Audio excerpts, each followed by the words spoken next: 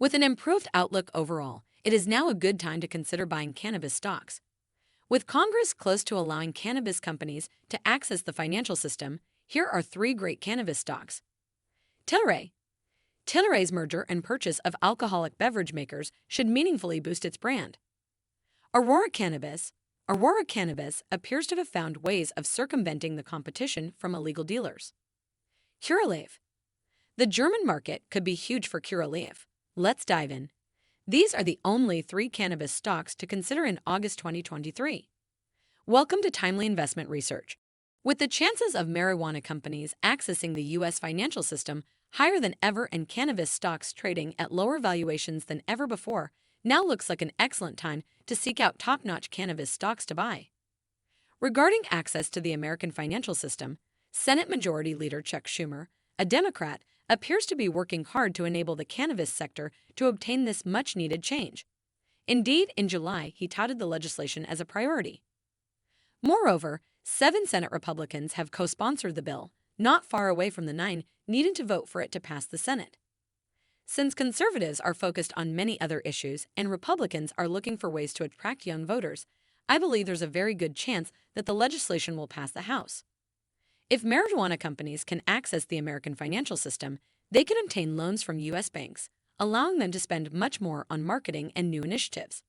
So if the legislation becomes law, I expect cannabis stocks to surge over the longer term. Number 1.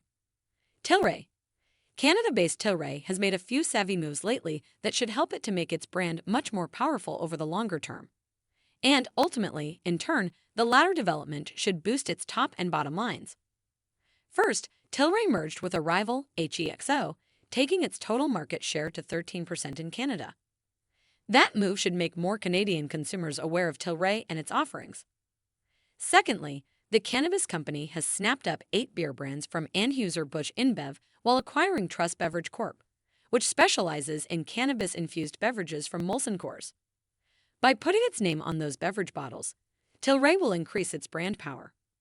Additionally, since consumers, including those who are older and conservative, are used to socializing while drinking alcoholic beverages, I believe they may be more comfortable with trying cannabis-infused beer than imbibing cannabis in other forms. Finally, the U.S. beer brands should provide Tilray with significant positive cash flows. Also, encouragingly, the company generated a positive operating cash flow of $44 million last quarter, while its forward price-sales ratio is an attractive 2.18 times. Number 2. Aurora Cannabis. Aurora Cannabis reported encouraging fiscal first quarter results on August 10th as its revenue soared 50% versus the same period a year earlier to $75.1 million Canadian dollars, while its adjusted earnings before interest, taxes, depreciation, and amortization came in at $2.2 million Canadian dollars, up from a loss of $8.8 million Canadian dollars in second quarter of 2022. Like Tilray, Aurora appears to have embraced an intelligent strategy. I have long warned that legal cannabis sellers would have difficulty competing financially with illegal dealers who don't have to pay taxes or spend funds complying with government regulations. Aurora reported that last quarter, its year-over-year revenue increase was mainly due to growth in its global medical cannabis business and a record high quarterly revenue in its plant propagation business. Consumers who use medical cannabis likely want to take the drug under the supervision of their doctors, a service that illegal dealers can't provide. And dealers usually don't sell cannabis plants. So it appears that Aurora Cannabis has found a way to circumvent the competition issue from illegal dealers.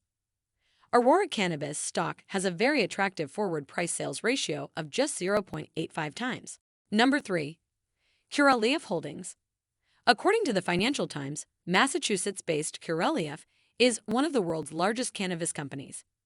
The company's operations are close to being profitable, as it generated an operating loss of just $12.4 million last year on revenue of $1.336 billion.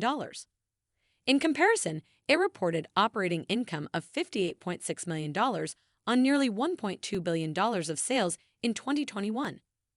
Last quarter, it generated earnings before interest, taxes, depreciation, and amortization of $46 million.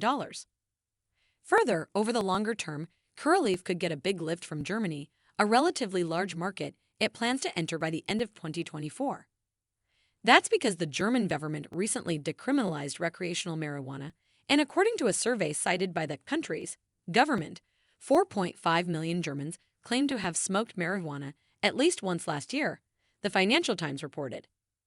Research firm Prohibition Partners believes that Berlin's decision will cause the country's medical marijuana sector to grow due to the publicity generated by the government's decision.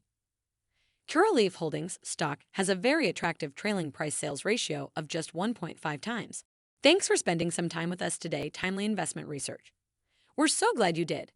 If you found value in today's video, please give us a like, hit that bell icon to never miss an upload, and hey, don't forget to subscribe.